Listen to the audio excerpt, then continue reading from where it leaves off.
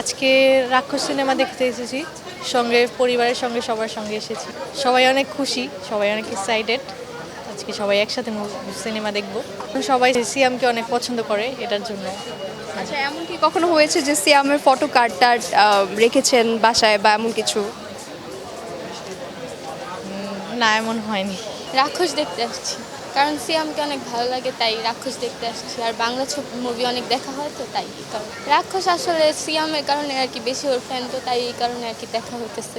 এখন পিরিয়ড হোক রেগুলার বা হেভি, প্রয়োজন মতো কনফিডেন্স আছে ready. Play with confidence. Family নিয়ে মুভি দেখতে আসছি তো আজকে, তাই সবাই প্ল্যান করছি যে মুভি দেখবো, জাস্ট মুভি দেখতে আসলাম। আমরা দেখতে পাচ্ছি আপনারা অনেকজন একসঙ্গে সিনেমা হলে এসেছেন। আসলে আজকে কোন সিনেমাটা দেখতে এসেছেন? ফ্যামিলির সাথে আসছি, একসাথে সবাই রাক্ষস সিনেমা দেখতে আসছি এখানে। কেমন লাগছে আসলে ঈদের এই সময়টাতে সিনেমা হলে এসে কেমন উপভোগ করছে? সবাই অনেক এক্সাইটেড, আমি একা না।